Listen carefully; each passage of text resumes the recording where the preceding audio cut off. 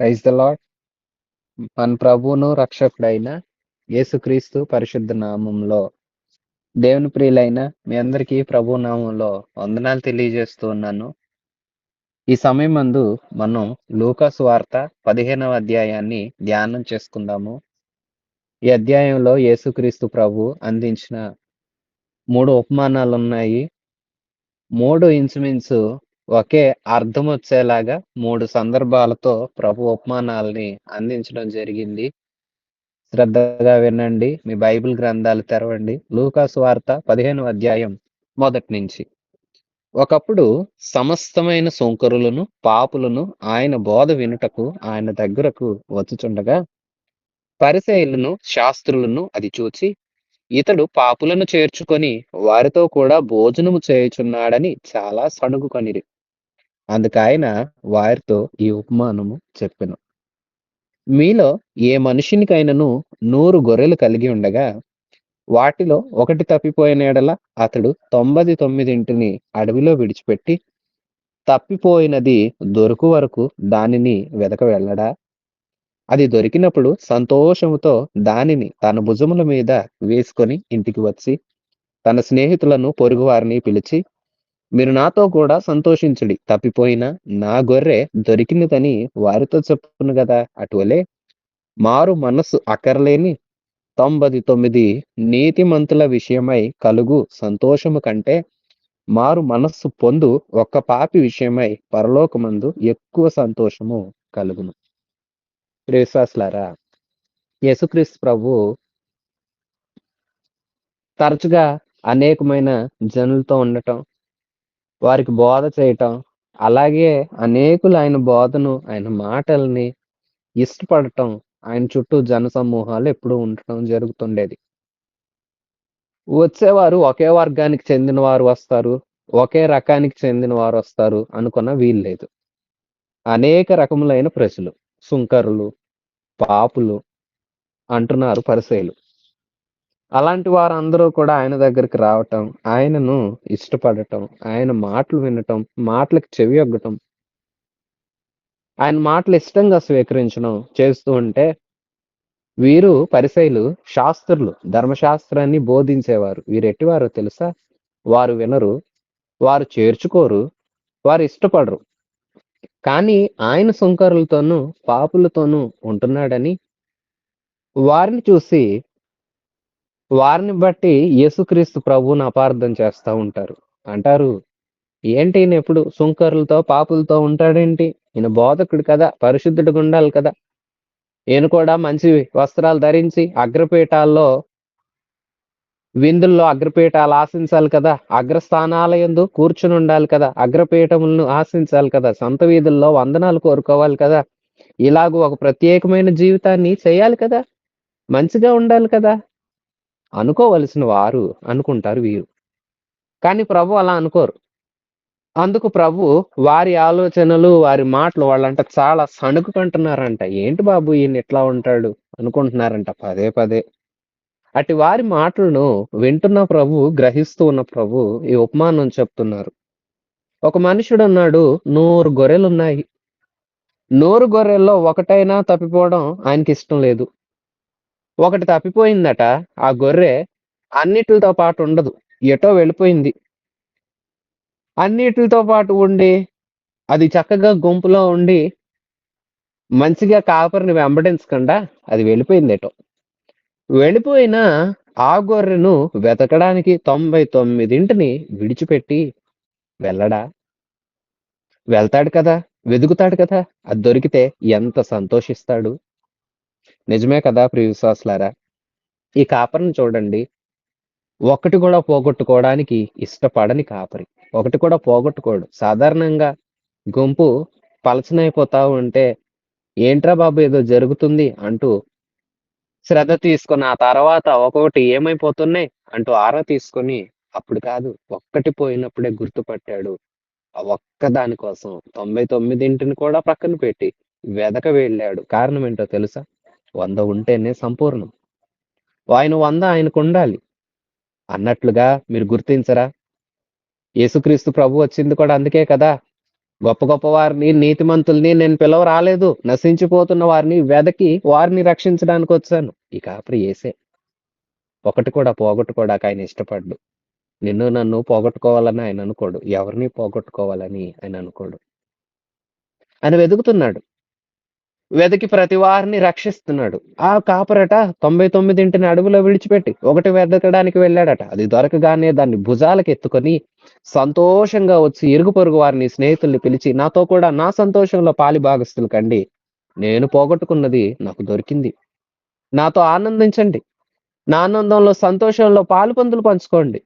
ఇదిగో నేను పోగొట్టుకున్నది దొరికింది. అటువలే 99 మారు మనస్సు అక్కరలేని నీతిమంతుల కంటే ఒక్క పాపి రక్షించబడ్డం పరలోకంలో సంతోషమట.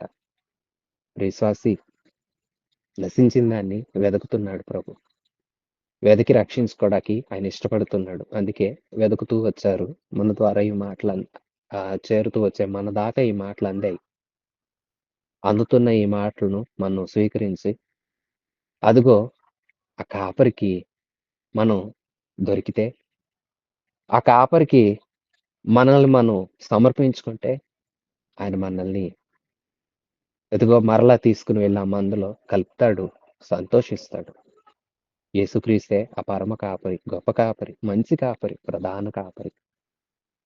ఇదిగో ఒక కాపరిని చూపించి మాట్లాడుతున్నారు. ఏంటి మీరు సుంకరులతో, పాపులతో ఉంటానని అనుకుంటున్నారా? వైద్యులకే కాదు, రోగులకే కదా వైద్యులు అవసరం. ఆరోగ్యం ఉన్న వారికి వైద్యులెందుకు? ఆరోగ్యంగా ఉన్నవారు హాస్పిటల్‌కి పోరు కదా! ఆస్పత్రికి ఒకరు వెళ్తున్నారంటే వారు అనారోగ్యం ఉంటేనే కదా! అనారోగ్యం రాబట్టే కదా వైద్యుడు గుర్తిచ్చాడు. వైద్యుడు అవసరపడింది. అలాగే నేను మారు మనసు అక్కర్లేని నీతిమంతుల కోసం ఏం రాలేదు. మారు మనసు అవసరమైన, మనసు మారిపోయిన, చెదిరిపోయి లోకంతో కలిసిపోయిన, లోకుల్లాగా బ్రతుకుచున్న, తండ్రితో సంబంధాన్ని పోగొట్టుకున్న పాపులను వెదకవచ్చాను. అందుకే వారితో ఉంటాను. వారికి వార్తలు చెప్తాను. రాజ్య సువార్త ప్రకటిస్తాను. వారు కూడా ఎట్టివారు? వారు వింటున్నారట. ఆయన బోధ వినుటకు ఆయన దగ్గరకొచ్చారట. అది చూసి పరిసయ్యులు ఏదో అనుకుంటున్నారు. ప్రియ విశ్వాసులారా, ఉపమానం చూడండి. ఉన్నవి కదా! 99 ఉన్నాయి కదా! అనుకోలేదు. ఒకటి కూడా పోగొట్టుకోకూడదు. దేవుడు అనుగ్రహించింది ఏది మనం పోగొట్టుకోకూడదు. అలాగే మనం ఆయనకు అందని స్థితిలో ఉన్నా, మనం దేవుని చేతుల్లో నుండి చేజారిపోయే పరిస్థితిలో ఉన్నా, మన కోసం మనల్ని వెతుక్కుంటూ ఈ భూలోకానికొచ్చి మనందరినీ రక్షించుకోవడానికి శిలువలో ప్రాణత్యాగం చేశారు మన ప్రభు. ఎందుకంటే తెలుసా, మనం నశించిపోకూడదు. ఒక్కరైనా నశించిపోవడం ప్రభుకి ఇష్టం లేదు. మరి ఈ ప్రభువుని నీ సొంత రక్షకుడిగా నీవు అంగీకరించావా? వెతుకుతున్న ఆ కాపరి నీ దాకా వచ్చినప్పుడు అదిగో ఆ గొర్రె వల్లే నీవు ఆయనకు దొరికావా? నీవు దొరికితే నిన్ను భుజాలపైన ఎత్తుకొని నీకు రక్షణ ప్రసాదించి నిన్ను మరలా మందలో కలుపుతారు. మంచి ఈవులు దొరుకుతాయి. తప్పిపోయిన ప్రతి వారిని వెదకవచ్చాడాయన. చెదిరిపోయిన ప్రతి వారిని బాగు చేయవచ్చాడాయన. తండ్రితో కోల్పోయిన బంధాన్ని మరలా తిరిగి నెలకొల్పడానికి వచ్చాడు మన ప్రభు. ఈయన గొప్ప కాపరి. సాధారణమైన ఒక గొర్రెల కాపరే అంత శ్రద్ధ తన గొర్రెల మీద తీసుకుంటే దేవునికి శ్రద్ధ లేదా? దేవుడు వెదకడా?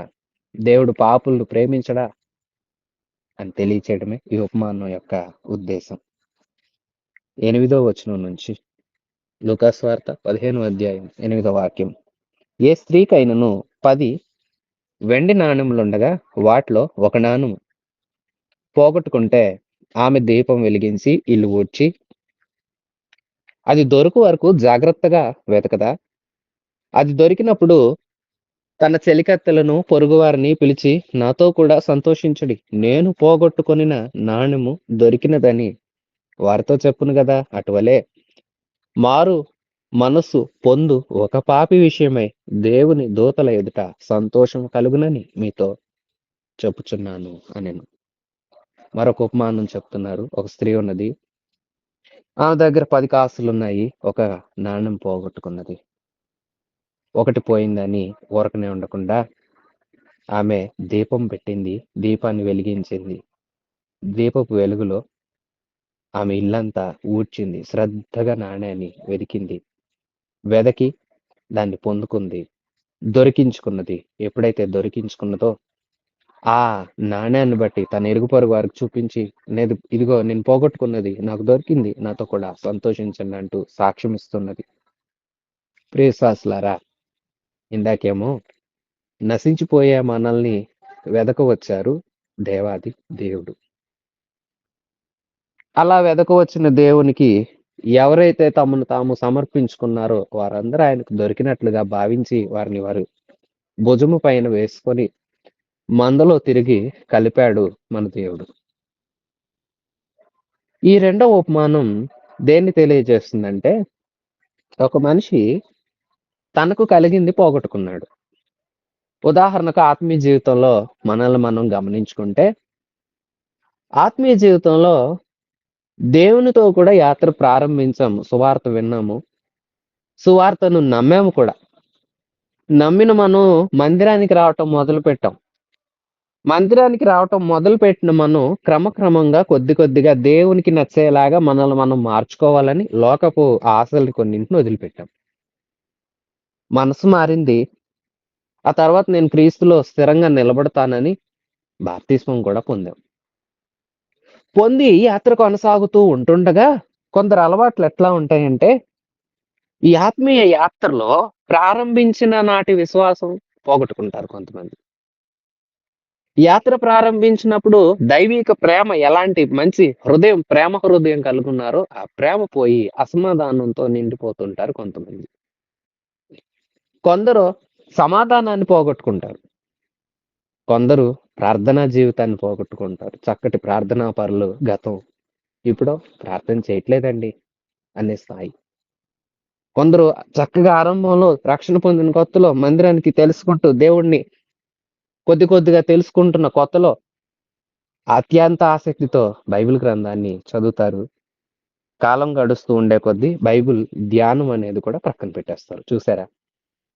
ఆ స్త్రీ ఎలాగైతే తనకు కలిగి ఉన్న దాంట్లో నుండి ఒకటి పోగొట్టుకున్నదో, అలాగే మరికొందరు ఈవేళ క్రైస్తవులని పిలువబడుతున్న వారు, దేవుని ప్రజలని పేరు పెట్టబడిన వారు, దేవునికి ఇష్టలై ఉండవలసిన వారు, పరిశుద్ధులుగా బ్రతకవలసిన వారు, దేవుని కోసం సమస్తాన్ని విడిచి దేవునిలోకి వచ్చామంటూ మంచి పేరు తెచ్చుకున్నవారు క్రమేణా కొందరు విశ్వాసాన్ని కోల్పోతున్నారు. కొందరు ప్రేమను కోల్పోతున్నారు. కొందరు మంచితనాన్ని కోల్పోతున్నారు. కొందరు దయను కోల్పోతున్నారు. కొందరు ప్రార్థన కోల్పోతున్నారు. కొందరు కృతజ్ఞత కోల్పోతున్నారు. ఇలా ఏదో ఏదో ఏదో పోగొట్టుకుంటున్న పరిస్థితి. ఆ స్త్రీ పోగొట్టుకున్నప్పుడట దీపం వెలిగించి ఇల్లంతా ఊడ్చిందట దీపపు వెలుగులో. ఏంటి ఈ వెలుగు అంటే, ఇదిగో దేవుడు తన ఆత్మను మనకు అనుగ్రహించి ఆత్మ ద్వారా మనల్ని వాక్యం దగ్గరికి తీసుకెళ్తాడు. వాక్యం వెలుగు, వెలుగుచున్న దీపం. నీ వాక్యము నా పాదములకు దీపం అంటారు కీర్తనకారుడు. నా త్రోవలకు వెలుగు అంటున్నట్లుగా ఆ దీపపు వెలుగులోనికి మనం వస్తే పోగొట్టుకున్నదేదో గ్రహించగలుగుతాం. దేవుని దైవ లేఖనాలు ఇవి. ఈ దివ్య లేఖనాలను ప్రతిదినం పరిశోధిస్తూ ధ్యానం చేస్తూ ఎవరైతే ఉంటారో వారు వారి జీవితంలో ఏమేమి పోగొట్టుకుంటున్నారో ఆ వెలుగులో తెలుసుకోగలుగుతారు.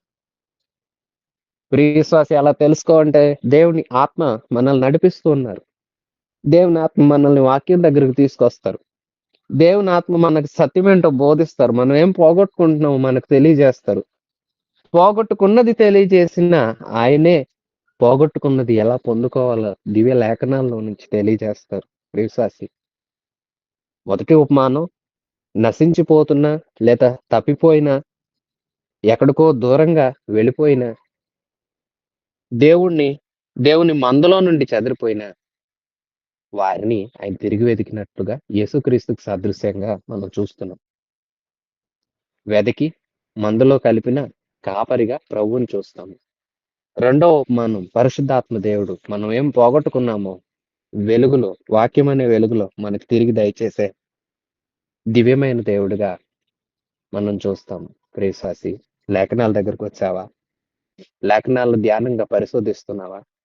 సేవకులు బోధిస్తున్నప్పుడు శ్రద్ధగా వింటున్నావా? అయితే ఈ వాక్యపు వెలుగులో నీవేమన్నా పోగొట్టుకున్నావేమో చూస్తున్నావా? నీలో విశ్వాసం అనేది ఉండాలి కదా దేవుని మీద. ఆ విశ్వాసం పోయిందేమో. ఒకానొక దినాల్లో దేవుడిని నమ్మిన కొత్తలో ఎట్టి బలమైన దాన్నైనా ప్రార్థన చేస్తే నాకు దేవుడు మేలు చేస్తాడు.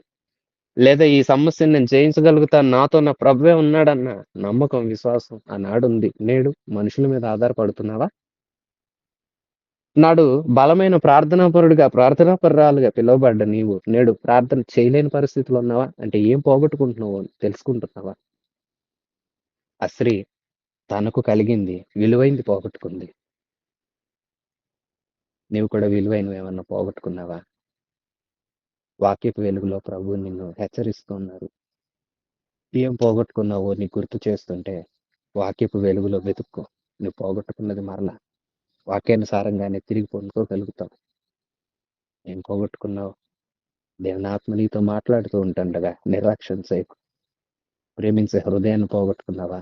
కృతజ్ఞత కలిగి ఉండే స్వభావాన్ని పోగొట్టుకున్నావా? విశ్వాస జీవితం పోయిందా? మంచితనం పోయిందా? సాత్వికం పోయిందా? ఆశ, నిగ్రహం గతంలో ఉండేది. ఇప్పుడేమో వ్యర్థమైన లోకాశలు నీలోకొచ్చి చేరాయా?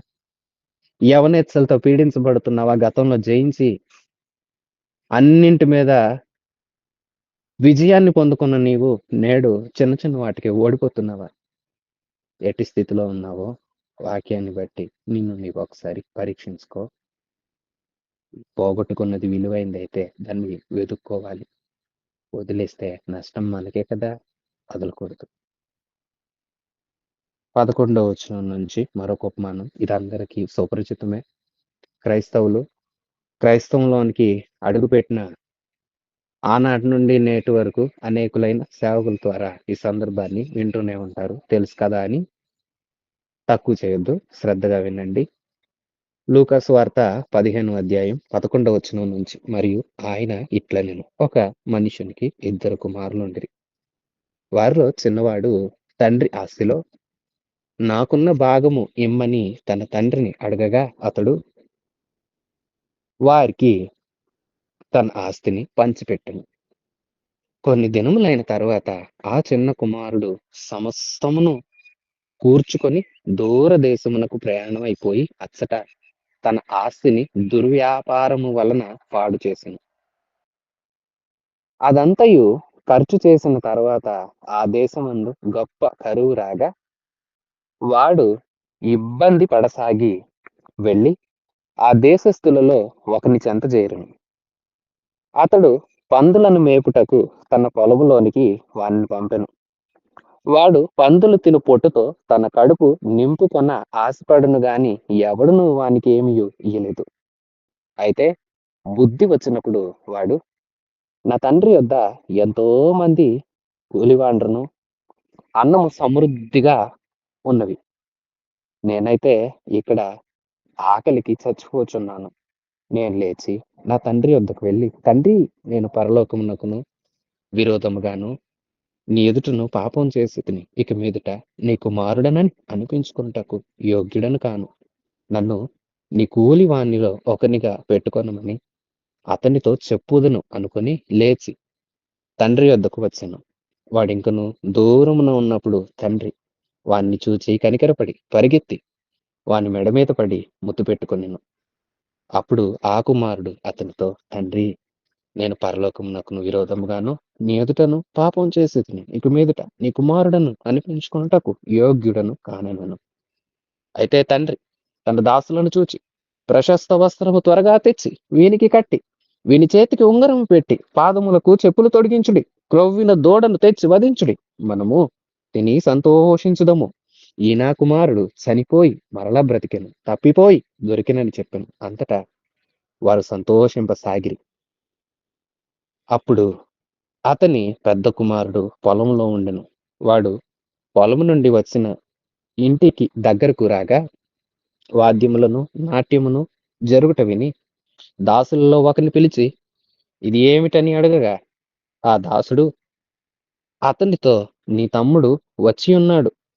అతడు తన యొద్దకు సురక్షితముగా వచ్చినందున నీ తండ్రి క్రొవ్విన దూడను వధించెననెను. అయితే అతడు కోపపడి లోపలికి వెళ్ళనొల్లకపోయెను గనుక అతని తండ్రి వెలుపలకు వచ్చి లోపలికి రమ్మని బతిమాలుకొనెను. అందుకతడు తన తండ్రితో, ఇదిగో, ఇన్ని ఏండ్ల నుండి నిన్ను సేవించుచున్నానే, నీ ఆజ్ఞను నేనెన్నడూ మీరలేదే. అయినను నా స్నేహితులతో సంతోషించినట్లు నీవు నాకెన్నడూను ఒక మేకపిల్లనైనను ఇయ్యలేదు. అయితే నీ ఆస్తిని వేశ్యలతో తినివేసిన ఈ నీ కుమారుడు రాగానే వీని కొరకు క్రొవ్విన దూడను వధించితివని చెప్పెను. అందుకతడు, కుమారుడా, నీవెల్లప్పుడు నాతో కూడా ఉన్నావు. నావన్నీయు నీవి. మనము సంతోషపడి ఆనందించుట యుక్తమే. ఈ నీ తమ్ముడు చనిపోయి తిరిగి బ్రతికెను, తప్పిపోయి దొరికెనని అతనితో చెప్పెను. ప్రియశ్వాసులారా, వింటున్నారా? యేసుక్రీస్తు చెప్తున్న మరొక ఉపమానం. ఉపమానాన్ని శ్రద్ధగా వినండి. ఒక ఆయన ఉన్నాడు. ఆయనకు ఇద్దరు కుమారులు. ఇద్దరు కుమారుల్లో చిన్నవాడు ఒకనాడు అడిగాడు, తండ్రి, నాకు రావాల్సిన భాగాన్ని మీ ఆస్తిలో నుంచి నాకివ్వండి. నేను దూరదేశం వెళ్తాను, వ్యాపారం చేసుకుంటాను, నా జీవితాన్ని నేను చూసుకుంటాను. తండ్రి చెప్పాడు, నైనా వద్దు. ఎందుకు? ఇక్కడే ఉండు. ఇదంతా మీదే కదా, నీది అన్నదే కదా అన్నట్లుగా బ్రతిమాలితే కుమారుడు వినలేదు. వినకపోయేసరికి పంచాల్సిందే అని మొండి పట్టు పట్టేసరికి చిన్న కుమారుడు ఆశించినట్లుగా తండ్రి వారి భాగాలు వారికి వేరు చేశారు. కొన్ని దినాలు చూసుకొని ఎక్కడికి వెళ్ళాలి, ఏం చేయాలి అంటూ నిర్ణయించుకొని తనకు కలిగిందంతా, తన భాగమంతా తీసుకొని పోయి దూరదేశానికి వెళ్ళాడు. ఆరంభంలో చాలా బాగుంది. తిన్నాడు, త్రాగాడు, సుఖించాడు, సంతోషించాడు. అక్కడ ఏం చేశాడో మనకు స్పష్టంగా తెలీదు. తెలియనప్పుడు ఆ విషయాన్ని మనం ప్రక్కన పెడితే కొంతకాలం గడిచింది. నిదానంగా అతడు వృద్ధి చేసుకోవాల్సింది పోయి పాడు చేసుకున్నాడు. ఆస్తి తరిగిపోయింది. ఇప్పుడేమీ లేదు. ఏం చేయాలో అర్థం కాని పరిస్థితి. పైగాను అతడు ఉంటున్న ప్రాంతంలో ఒక కరువు కూడా సంభవించింది. అప్పుడు అతడు స్నేహితులకి సంప్రదించాడు. నా స్నేహితులారా, నాకేదైనా ఉద్యోగం చూపించండి. నా దగ్గర ఇప్పుడు ధనమేమీ లేదు అంటూ స్నేహితులను అడగగా, స్నేహితులు అన్నారు, నీ దగ్గర డబ్బేమీ లేదా? అయితే నీవు మాకెందుకు? మేము నీకేం ఉద్యోగం చూపించం. మా దగ్గర నుండి వెళ్ళిపోమన్నారు. వెళ్ళిపోమ్మనేసరికి అతడు ఆ ఊర్లోనే అట్లా అట్లా తిరుగుతూ ఊరి చివర్లకు అలాగ వచ్చేసరికి పందులు మేపుచున్న ఒక యజమాని యొక్క పందుల మంద అతనికి కనిపించింది. కనిపించేసరికి అతని దగ్గరికెళ్ళి, అయ్యా, మీ దగ్గర ఏమన్నా నాకు ఉద్యోగం ఇప్పిస్తారా అని అడిగాడు ఈ కుమారుడు. ఆ కుమారుడు అడిగేసరికి అతను అన్నాడు, అయ్యా, నేను నీకు జీతం ఇచ్చి పనైతే చేయించుకోలేను గాని ఏనాటి బత్తెము ఆనాటికి ఇస్తాను. నీవు వెళ్ళి ఈ మందను మేపమన్నాడు. వింటున్న పరిసయ్యులు, శాస్త్రులు అభ్యంతరపడవచ్చు. కారణం ఏంటంటే యూదులైన వారు పందులను చాలా అసహ్యించుకుంటారు. మోషే ధర్మశాస్త్ర ప్రకారం పంది నిషిద్ధమైన జంతువు. అయితే ఈ నిషిద్ధమైన జంతువుల్ని మేపడానికి కూడా వెళ్ళిపోయాడు. పొలంలో పని చేస్తూ ఉన్నాడు. అలా సాగుతూ ఉన్నాడు. ఇక అతని జీతము, భత్యము ఏంటనుకున్నారు? పందుల పొట్టే అతనికి ఇక ఆహారమైంది. దానితో కడుపు నింప చూసుకుంటున్నాడు. అయినప్పటికీ అది కూడా అతనికి లేదు. సంతోషంగా, సమృద్ధిగా అది కూడా దొరకలేదు. ఒకనాడు అతనికి బుద్ధి వచ్చిందట. అతని మనసు అతన్ని గద్దించింది. ఏంటి నీ బ్రతుకు? ఎక్కడి నుండొచ్చావు? నీకు నీ తండ్రి ఇల్లు గుర్తు రాట్లేదా? ఆరంభంలో తిన్నావు, త్రాగావు, సుఖించావు. ఇప్పటికైనా తెలుసుకో. నీ తండ్రి ఇంట ఎంత సమృద్ధి ఉండేది. నీకు గుర్తుందా? నీ ఇంటి పనివారు కూడా ఈవేళ నీ తండ్రి దగ్గర ఉండి ఎంత శుభ్రంగా తింటున్నారు. నీ మాత్రము, నీ పరిస్థితి, నీ గతి ఏమైపోయింది అని మనస్సు నొప్పించింది.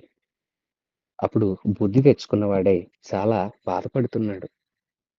ఎప్పుడైతే బుద్ధి వచ్చిందో హృదయంలో పశ్చాత్తాపం మొదలైంది. ప్రియశాస్త్రులారా, చక్కటి పశ్చాత్తాపం అది. అతడు అనుకుంటున్నాడు, అవును కదా, నా తండ్రి ఇల్లు ఎంత సమృద్ధి గల ఇల్లు. అంతోటి ఇంటిని నేను వదిలిపెట్టేసి వచ్చాను. కలిగిందంతా నష్టపోయాను. స్నేహితులుగా పిలువబడిన వారు నాతో కూడా ధనమున్నంత కాలం ఉన్నారు. నా అవసరతల్లో ఒకళ్ళు లేరే. ఈవేళ నాకు సరిగా భోజనం పెట్టేవారు లేరే. ఈ పందులను మేపడం ఏంటి? నా బ్రతికేంటి? అయ్యో! నా తండ్రి దగ్గరికి వెళ్తాను. నా తండ్రిని కలుస్తాను. కలిసి నా తండ్రితో చెప్తాను, తండ్రి క్షమించు. నేను నీ ఎదుట, పరలోకం ఎదుట, పరలోకానికి విరోధంగా నీ ఎదుట నేను పాపం చేశానయ్యా. ఇక మీదట నీ కుమారుణ్ణి అనిపించుకునే భాగ్యం కూడా నాకు లేదు. నీకిష్టమైతే కనీసం నీ కూలి వాళ్ళైనా సమృద్ధిగా తింటున్నారే, వాళ్ళల్లో ఒకడిగా నన్ను ఎంచుకోవా అంటున్నాడు. అందాము ఈ మాట నా తండ్రికి చెప్దామని మంచి నిర్ణయం అతనిలోకొచ్చింది. ఇతను కుమారుడండి. ఇతను కూలివాడెందుకు అవుతాడు?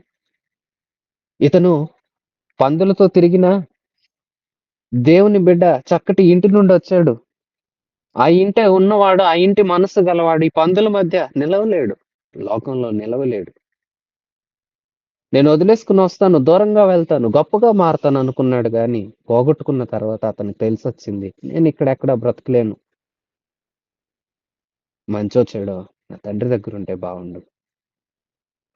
కూలివాడగానైనా అక్కడుంటే నా జీవితం బావుంటుంది అనుకున్నాడు. తిరుగు ప్రయాణం పట్టాడు. వెళుతూ ఉన్నాడు. మనసులో అనుకుంటున్నాడు. పనోడిగైనా ఉంచుకో అని మా నాన్నని అడగాలి. ఎందుకు మా నాన్న ఒప్పుకుంటాడా? అనుకుంటూ బయలుదేరాడు. ఇతని పశ్చాత్తాపం అక్కడ తండ్రి ఎదురు చూస్తూ ఉన్నాడు. ఇతడెందుకు తిరిగి రాగలుగుతున్నాడో తెలుసా? తండ్రక్కడ నిరీక్షిస్తూ ఉన్నాడు. పరమ తండ్రి. మన పరలోకపు తండ్రి మనల్ని తన బిడ్డలుగా స్వీకరించిన మీదట మనం కూడా కొన్నిసార్లు ఇలాగే లోకాన్ని ప్రేమించి దూరమైపోతూ ఉంటుండగా పరమ తండ్రి మన కోసం నిరీక్షిస్తూ నా బిడ్డ పందుల మధ్య ఉండలేడు. నా బిడ్డ చెడు సహవాసాలు పట్టలేడు. ఒకవేళ పట్టినా తెలుసుకుంటాడు. తిరిగి వస్తాడని చేతులు చాపి బయట ఎదురు చూస్తున్నాడు. చింతపడుతూ. ఆశ నా కుమారుడు ఎప్పటికైనా వస్తాడు. అతని ఆశ, నిరీక్షణ ఉందే. కుమారుడు మనసు నిలవనివ్వలేదండి. ఇక వేగంగా వెళుతున్నాడు. తలదించుకొని తండ్రి దగ్గరికి వెళ్తుంటే దూరం నుండే చూశాడు. నా కొడుకు వచ్చేస్తున్నాడు. సంతోషం అనుకుంటూ అయ్యో! నేనెళ్ళి సారీ చెప్పాలి. నేనెళ్ళి తప్పు క్షమించమని అడగాలి. నా తండ్రి ఒప్పుకుంటాడో లేదో అని ఇతను అనుకుంటుంటే వేగంగా తండ్రి ఎదురెళ్ళాడు. కౌగిలించుకున్నాడు. మెడ మీద ముద్దు పెట్టాడు. "నైనా ఏంట్రా బాబు" అంటూ బాధపడుతుంటే, "నాన్న నన్ను క్షమించవు. నన్ను మన్నించవు. నేను పరలోకానికి విరోధంగా నీ ఎదుట పాపం చేశా. నీ కుమారుడిని అనిపించుకునే భాగ్యం కూడా నాకు లేదు" అంటూ విలపిస్తూ ఉన్నాడు. తర్వాత మాట తండ్రికి చెప్పనివ్వలా చూసారా? నీ కూలివాడిలో ఒకడిగానైనా ఉంచుకో. కూలివాడు ఎట్లా అవుతాడు? ఇతడు కుమారుడు. కుమారునికి విలువుంది. తండ్రి హృదయంలో గొప్ప విలువుంది కుమారునికి. ప్రియవిశ్వాసి నీవు నేను తండ్రి కుమారులమే. నీ మీద నా మీద తండ్రి గొప్ప విలువుంది. తెలుసుకోలేక దూరమవుతుంది మనం. మన తండ్రి కాదు. ఈ కుమారుడు దూరమైపోతూ మరలా తిరిగొచ్చాడు. ఆ మాట చెప్పనివ్వలా. చెప్పకముందే దాసుల్ని పిలిచి ఇదిగో ఈ నా కుమారుడికి స్నానం చేయనట్లుగా ఏర్పాటు చేయండి. ప్రశస్త వస్త్రాలు తొడిగించండి. స్నానం చేయించారు. వాసనంతా పోయింది. పందుల దగ్గర తిరిగి వచ్చిన చెడ్డ వాసన ఉన్నా సరే తండ్రి ప్రేమించాడు. తండ్రి మనల్ని ప్రేమించాడు. ప్రేమించాడు గనుకే మనం దోషులమైన, పాపులమైన ఆయన్ని కాదనుకుంటున్నా మరలా సహిస్తూ మన కోసం ఎదురు చూస్తూ ఉంటున్న ఆ కుమారుణ్ణి అతడు వచ్చిన స్వభావం ఏంటి? ఎలా మారాడు? ఆ మార్పు చూసి అతను రావడం సంతోషం అనుకుంటూ అతను ఎలా ఉన్నాడు? ఏమి చూడలే తండ్రి. ఎళ్లి కౌగిలించుకున్నాడు. కౌగిలించుకొని ఆ తర్వాత ఆజ్ఞాపించగా వారు అతనికి స్నానానికి ఏర్పాటు చేశారు. స్నానం చేశాడు. ప్రశస్త వస్త్రాలు కట్టారు. మరలా నీవు నా కుమారుడివి, కూలోడివి కాదు అని తెలియచేయడానికి ఉంగరం పెట్టించాడు. నీవు అధికారివయ్యా అని తెలియచేస్తున్నాడు. తెలియచేసి చెప్పులు తొడిగించాడు. ఒక విందు ఏర్పాటు చేయండి. నా కుమారుడు తిరిగొచ్చాడు. పోగొట్టుకున్న వాడిని నేను పొందుకున్నాను. చచ్చిపోయిన వాడు తిరిగి లేచాడు. ఇక ఇతడు ఎదురు తిరిగే స్వభావంలో లేడు. ఆ ప్రేమ అతన్ని మార్చింది. అతని హృదయాన్ని మార్చింది. ఎక్కడి నుంచో తిరిగి తీసుకొచ్చింది. తండ్రి ప్రేమ గొప్ప ప్రేమ. ఇంత ప్రేమ గల తండ్రి గనకే ఆనాడు ఆదాము హవ్వలు ఏదెనులో ఉన్న వనములో సర్వ సౌఖాల మధ్య దేవుడుంచితే దేవుడినే వద్దనుకుని దేవుని మాటే కాదని పాపం చేశారు. పాపం చేసిన నా బిడ్డలు నాతో ఉండాలి. నా బిడ్డలు అనుకున్నాడు గనుకనే తన ప్రియ కుమారుడైన యేసుని మన కోసం పంపాడు. తండ్రి మనల్ని కుమారుణ్ణి బలి ఇచ్చి మరి తన బిడ్డలుగా స్వీకరించేంత ప్రేమ చూపితే, ఆ ప్రియ కుమారుడైన యేసు ప్రాణం పెట్టేంత ప్రేమ చూపించాడు. ప్రాణం పెట్టి ఇదిగో నా ప్రేమ అని ఆయన మన మీద ప్రేమ చూపించారు. పరిశుద్ధాత్మ మనలో ఉన్న సర్వాన్ని కడిగి శుద్ధి చేసి తండ్రికి ఇష్టమైన బిడ్డలుగా మారుస్తున్నారు. అది పరిశుద్ధాత్మ దైవ ప్రేమ. త్రియేక దేవుని ప్రేమ ఇది. నీ మీద నా మీద సమృద్ధిగా ఉన్నది. నశించిన వారిని వెతికి రక్షించే ప్రేమ అది. పోగొట్టుకున్నవి తిరిగి ఇచ్చే ప్రేమ అది. కాదనుకుని వెళ్ళిపోయినా ఎదురు చూసి తిరిగి మనం వస్తే హక్కును చేర్చుకునే బలమైన ప్రేమ మన త్రియేక దేవుని ప్రేమ. విందు జరుగుతా ఉంది, సంతోషం. ఆ మాట చెప్పలేవులా, ఎందుకంటే నీవు నేను కూలివారంగా ఉండాలని కాదు. ఆయన తన కుమారులము కుమార్తెలము అనిపించుకునే భాగ్యం ఇవ్వాలని కోరుకున్నాడు. విశ్వాసులారా, ఉన్న పాటన తండ్రి దగ్గరికి వస్తున్నారా? తండ్రి ప్రేమను చవిచూడ వెంటనే ఇప్పటికిప్పుడే నీ హృదయమారా, ప్రభు నేను పాపిని, తెలియక ఎన్నో చేశాను, నీ ప్రేమ ఎంత బలమైందని తెలియక చేశాను, ఇక నేను అలా ఉండను, నన్ను క్షమించు అంటూ ఈ క్షణమే నువ్వు తండ్రి దగ్గరకు రాగలుగుతావా? రాగలిగితే నువ్వెంత దుర్వాసనతో వచ్చావో, నువ్వు ఎలాంటి పాపంతో వచ్చావో, ఏంది నీ బ్రతుకని నిన్ను దూరం పెట్టే దేవుడు కాడు. నిన్ను దగ్గర చేర్చుకునే తండ్రి, ఆయన పరమ తండ్రి, ప్రేమించే దేవుడు. ఈ ప్రేమించే దేవుని ప్రేమ అందుకొన వస్తూ ఉన్నవా, లేదా పారిపోతున్నావా ఈ దేవునికి దూరంగా? తిరిగి వచ్చాడు పెద్ద కుమారుడు, పొలం నుండి ఇంటికొచ్చాడు. ఇంటికొచ్చేసరికి వాద్యము, నాట్యాలు, సంతోషం, సంబరాలు వినబడుతుంటే పనివాడిని పిలిచి, ఏం జరుగుతుంది వాళ్ళ, ఇంత సంబరంగా ఉందేంటి అని అడిగాడు.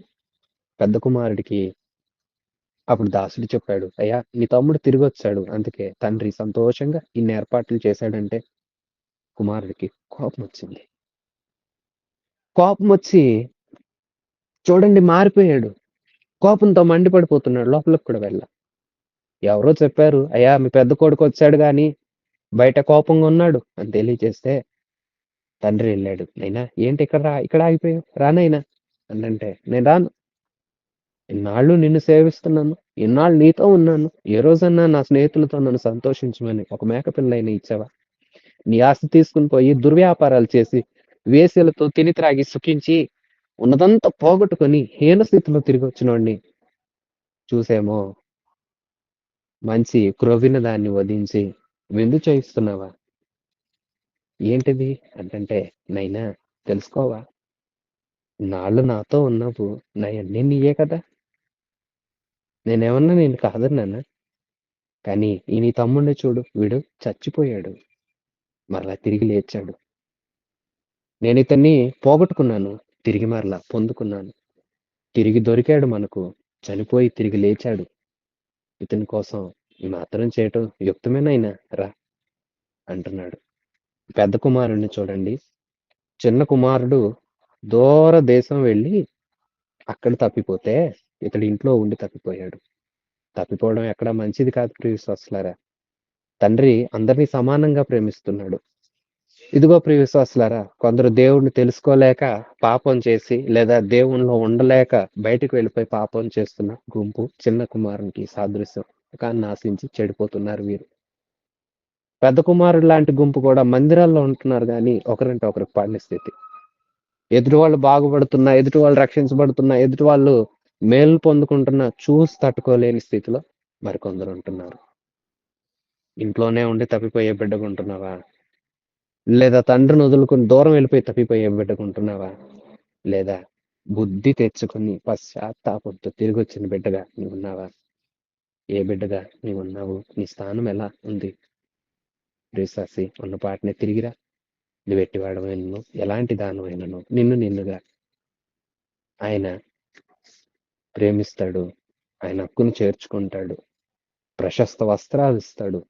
నీ దుర్నీతి మురికంతా కడుగుతాడు. నీతి వస్త్రాలు ఇస్తాడు. రక్షణ వస్త్రాలతో అలంకరిస్తాడు. ఉంగరం పెడతాడు. నా కుమారుడు అని చెప్తాడు. నా కుమార్తె అంటాడు. తన ఇంట్లో, తన రాజ్యంలో చోటిస్తాడు. మరి నీవు ఏం చేస్తున్నావు? పరిసయ్యులు అంటున్నారు, ఏంటినా పాపులతో సుంకరులతో ఉంటాడు. ప్రభు అంటాడు, ఇదిగో 100 గొర్రెల్లో ఒకటి తప్పిపోయినా కాపరి వెతుకుతాడే, నేను అలా వెతికే కాపరిని. ఉన్న నాణేల్లో ఒకటి పోయినా దీపపు వెలుగులో అన్ని ఇల్లంతా శుభ్రం చేసుకుని వెతుకుతారే, అలాగూ వెదికి పోగొట్టుకున్నది ఇచ్చే వాడని నేను. మనం పోగొట్టుకున్నది మనకు తిరిగిస్తాడు. మనమే పోయిన పరిస్థితులు ఉంటే తిరిగి వెతుకుతాడు. వెతికి మందులో కలిసిన తర్వాత కూడా దూరమైన వాటిని, దూరపు కొండలు నునుపుగా ఉన్నాయి, నాకు దూరదేశం బాగుంది అంటూ లోకపాశలతో సడిలిపోతే మన కోసం వేచి చూసే తండ్రి మనం తిరిగి వస్తే మనల్ని క్షమించి హక్కును చేర్చుకునే దేవుడుగా ఉన్నాడు. ఇదిగో ఎందుకు నేను వీరితో ఉంటున్నానా? వీరు నశించిపోతే వీరిని వెతుకుతాను. వీరు పోగొట్టుకున్నవేవో వారికి తెలియజేసి వారు వెతుక్కుని వాటిని పొందుకుని సంతోషించేలా చేస్తాను. వీరు దేవుని సముఖం నుండి దూరంగా వెళ్ళిపోతే వారి మనస్సు మారి తండ్రి దగ్గరకు తిరిగి వచ్చేలాగా చేస్తాను. అందుకనే వీరితో ఉంటున్నానని చెప్పకనే చెప్తున్నారు ప్రభు అయిన యేసు. ప్రియసాసి, నిన్ను వెతికిన నీ తండ్రి మన మంచి కాపరి నిన్ను మంచి స్థానంలో నిలబెట్టాడు. తన మందతో కలిపాడు.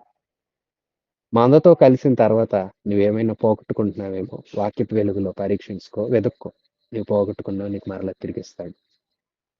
అలాగే దూరమైన వాటిని లోకాన్ని ఆశించి మందలో నుండి మరలా చెదిరిపోయే స్థితిలో ఉన్నావా? నిరీక్షిస్తూ ఉన్నాడు. ఇక చెదిరిపోకు, ఇక రా. చనిపోయిన స్థితిలో నుండి తిరిగి లేచినట్లుగా దేవుని దగ్గరికి రా. దేవుని పాదాలు సమీపించు. దేవుని ప్రేమతో ఆయన నిన్ను పిలుస్తున్నాడు. దేవుని ప్రేమతో ఆయన మనల్ని పిలుస్తున్నాడు. ప్రేమమయుడు, చేతులు చాచి నీకై నాకై ఎదురు చూస్తున్నాడు. లోకం ముద్దనుకుని వెళ్ళిపోయామా? వాటిని వద్దనుకుని ఇప్పుడే తండ్రి దగ్గరకు వద్దాము. తండ్రి మనల్ని తనతో కూడా ఉంచుకొని తన బిడ్డలుగా భావించి ప్రశస్త వస్త్రాలు ఇచ్చి ఉంగరం పెట్టి మరలా తన ఇంట్లో వారసులుగా నిలుపుకోవడానికి ఇష్టపడుతున్నాడు. అలా ఇష్టపడుతున్న దేవుని దగ్గరికి ఉన్న పాటనే నువ్వు ఎలాగున్నావో అలాగేరా మంచి మనసుతోరా, పశ్చాత్తాపపడి విరిగి నలిగిన హృదయంతోరా ప్రభు నిన్ను అంగీకరిస్తాడు. ప్రభు అలాంటి కృప మనందరికి అనుగ్రహించి ఈ మాటలో ప్రతి వారి హృదయాలు స్థిరపరిచి మహిమ కలిగిన ఆయన ఉన్నతమైన రాకడకు మనందరినీ సిద్ధపరచునుగాక. ఆమెన్. మన రక్షణకర్త అయిన యేసయ్య కృప, సృష్టికర్త అయిన తండ్రి ప్రేమ, ఆదరణకర్త అయిన పరిశుద్ధాత్మ సహాయం మనందరికీ సదాకాలం తోడయుండి నడిపించునుగాక. ఆమెన్. God bless you.